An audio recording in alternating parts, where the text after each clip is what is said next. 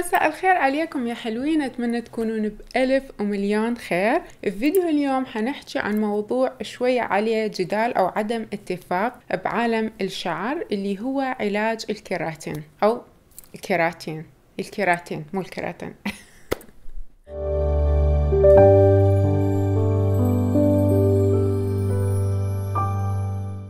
شلونكم يا حلوين؟ طبعا مشتاقة لكم كوما بس هسه ما راح نحكي عن قطعة طويلة لليوتيوب وشلون رجعت رأسا، بس راح نركز عن موضوع اليوم وبعدين نحكي بهذا الموضوع. علاج الكيراتين بصراحة أنا منقطعت عن اليوتيوب بعد ما أعرف أحكي زين.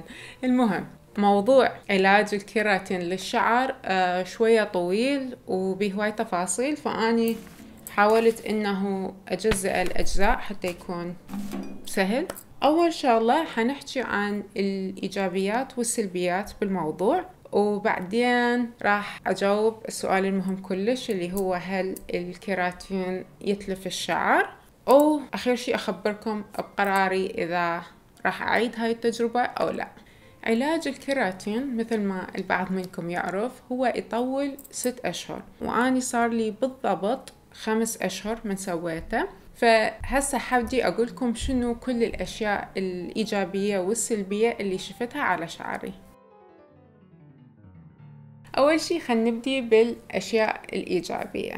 النقطة الأولى، وهي يمكن السبب اللي حفزني إنه أروح أسوي هذا العلاج، هو الكفشة مع الشعر اللي همينه يسموه الفرز اللي يصير بالشعر. يمكن البعض منكم سامعيني كلش هواية أقول إنه شعري كلش جاف، إذا كنت بمكان رطب رأسا هيجي يكفش، فلازم يعني أسوي قصيبة أو ألمة، ما أقدر أفتحه بمكان رطب كلش. ومن سويت العلاج هواية قل الكفشة مع الشعر.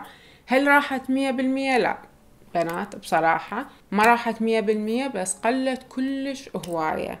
أني الشهر الفات أعتقد، لا أو الشهر القبله، شهر الواحد، رحنا سفرة البونتا كوانا، وهناك الجو جدا رطب. فبالعادة أني مثل ما خبرتكم بيج أجواء لما شعري طول الوقت، هاي يمكن السفرة الوحيدة اللي قدرت أفتح بيها شعري.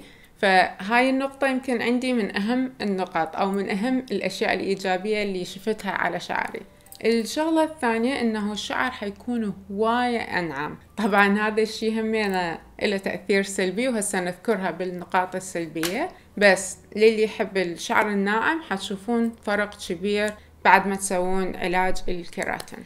الشغلة الثالثة هو اللمعة. لاحظت لمعة كلش حلوة على شعري. الشغلة الرابعة اللي هي تسريح الشعر، صار هواي أقل بالنسبة إلي. طبعا اللي متابعني من زمان يمكن يعرف إنه أنا أول ما بديت على اليوتيوب كنت ما أسرح شعري أبدا، وإذا تشوفون فيديوهاتي القديمة كلها بشعري الكيرلي أو المتموج.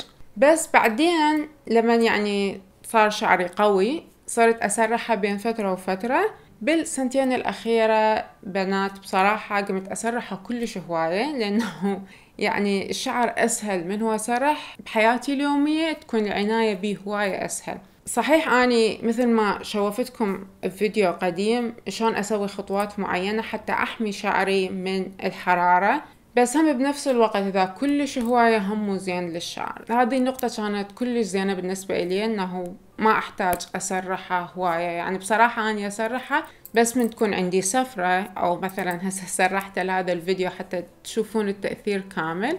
بس بالعادة من أغسل شعري من أطلع من الحمام، مجرد ما أخلي الليفين كونديشنر أو المرطب اللي يبقى بالشعر، وهمين أخلي زيت قطرات كلش قليلة، هذا الشيء يكون كلش كافي. وهذه هي النقطة الأخيرة بالفوائد، إنه العناية بالشعر صارت هواي أسهل. أنا قبل ومسويت لكم فيديو عن هذا الموضوع، إنه من أطلع من الحمام لازم أخلي له هواي مرطبات، ألف بخاولي خاص بالشعر أو تيشيرت، وأخليه لحد ما ينشف حتى التموج مع الشعر يطلع عدل أو بشكل حلو ومكان ما يطلع مخربط.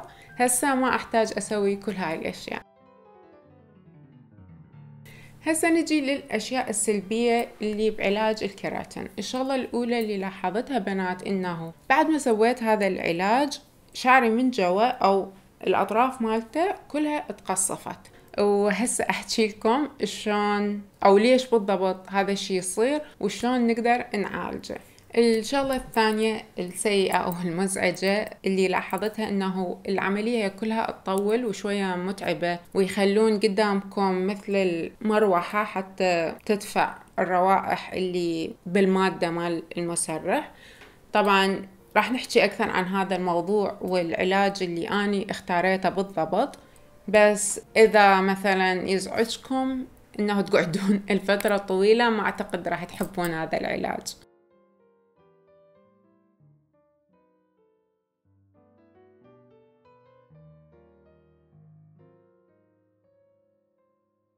النقطة الثالثة اللي ما حبيتها هو تموجات شعري صارت أقل. يعني قبل كان شعري كيرلي أكثر من هسه، بس طبعا هذه الشغلة هم خبروني بيها. يعني البنية اللي سوت لي شعري قالت لي اللي قدام إنه شعري حيكون عدل أكثر، التموج ما راح يروح 100% بس راح يصير أقل، وفعلا هذا اللي لاحظته. النقطة السلبية الأخيرة واللي قبل شوية بالنقاط الإيجابية قلت لكم إنه الشعر يكون أنعم، وهذا له تأثير سلبي. التأثير السلبي بنات إنه الشعر يكون أخف. طبعا بعد ما سويت العلاج أختي شافتني وقالت لي عبيرها شنو شعرك صاير خفيف. هو طبعا مو خفيف بالحقيقة، بس شايفين من نسرح شعرنا يكون شكله أقل، فللي يحب الشكل الكثيف ما أعتقد راح يحب هاي النقطة. هسا أحب أجاوب السؤال اللي أكثر شيء يمكن وصلني عن هذا العلاج، إنه هل الكيراتين يتلف الشعر؟ الكيراتين هو نفسه ما يتلف الشعر، بس البروسس. طبعا آسفة، هاي كالعادة الكاميرا همينة وقفت بنص التصوير. المهم اللي كنت دا أقوله إنه الطريقة اللي يخلون بيها الكيراتين هي اللي تأذي الشعر. اللي سوته إلي البنية بالصالون إنه غسلت شعري يمكن 2 أو 3 مرات بس حتى توخر كل الزيوت اللي بالشعر. لازم الشعر يكون جدا جاف حتى تحضر مادة البروتين أو الكيراتين اللي تخليه، وبعد ما غسلته مشطته، يعني لازم هي السرحة. فالشعر اللي يميل إنه يتلف بسهولة واللي هو شعري، يعني شعري ممكن بسهولة يتلف أو عرضة للتلف، راح يتأذى من هذه الشغلة. الشغلة الثانية همينة بنات إنه من يخلون المادة ويتركوها على الشعر شوية بعدين يرجعون بالمسرح أو بالكاوية ويسرحون الشعر كله. طبعا يحتاجون حرارة قوية حتى يدخل مادة البروتين تدخل بنص الشعر. فهذه الأشياء سوية سببت التقصف اللي حكيت لكم عنه بالأشياء السلبية. والطريقة اللي اتفاديت بها هذا الموضوع أو عالجته إنه أني قبل ما أروح أسوي العلاج كان يعني إنه وقت أقص شعري أو مو أقص شعري، أقص الأطراف مال شعري، فانتظرت لحد ما سويت العلاج وبعدها قصيت أطرافه. بصراحة بنات يعني كوما قريت عن هذا الموضوع وأني أعرف كل زين نوعية شعري هي عرضة للتلف، ماكو طريقة ثانية أقدر أتفادى بها تقصف الشعر. التقصف بالنسبة لشعري يصير فأحسن موضوع أو أحسن طريقة للعلاج إنه أقص الأطراف وأتخلص من كل التقصف. سؤال ثاني همينة إجاني كلش هواية وأحب أجاوبه قبل ما أنهي هذا الفيديو، إنه هل راح أعيد التجربة مرة ثانية؟ أني بنات مثل ما خبرتكم صار لي 5 أشهر من سويت العلاج، والمفروض هسه تقريبا 90% رايح من البروتين بشعري أو من الكيراتين. طبعا أنا إذا تلاحظوني أقول كيراتين وارجع أتذكر أقول الكيراتين لأنه هو هيك لفظوها بأمريكا، فبس مجرد تعويض. أنا آسفة على هذا الشيء. المهم خلنا نرجع.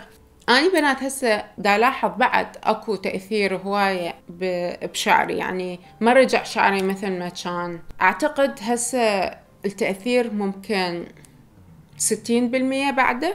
بس بنفس الوقت أنا أنا سويت الأشياء اللي البنية بالصالون قالت لي عليها. قالت لي إنه أستخدم شامبو ومرطب بالكيراتين، فرحت ودورت أحسن نوعيات واستخدمتها خلال هذه الفترة. هسه همين أخلي لكم الصور مال المنتجات المعينة اللي أستخدمها. طبعا ما أعرف إذا متوفرة يمكم أو لا، بس أحب أحكي لكم عن تجربتي الشخصية وكل الأشياء سويتها.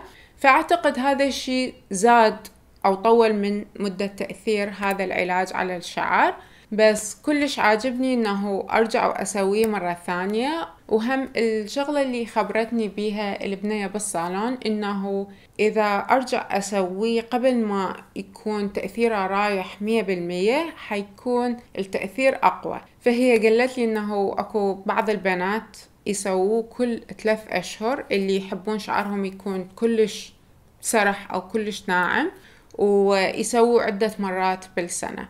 أنا بالنسبة إلي ما أعتقد أريد هذا الشيء، أحب شعري يبقى مموج أكثر. فأعتقد حنتظر 2 شهر أو 3 أشهر بعد وأرجع أسوي العلاج مرة ثانية. وهذا كل شيء الفيديو اليوم. أتمنى أنه استفاديتوا من عنده وحبيتوه. طبعا كلش فرحانة برجعتي لليوتيوب وأتمنى أنه أستمر. إذا عندكم أي سؤال أو أي فكرة للفيديو اللي جاي اكتبولي بالتعليقات بنات، وأحبكم كومة كومة كومة، وكلش ممنونة لكل كلمة حلوة تكتبولي إياها. ومثل ما أقولكم كل فيديو دير بالكم على نفسكم، اهتموا بروحكم، وأشوفكم على 1000 ومليون خير. باي حبايب قلبي.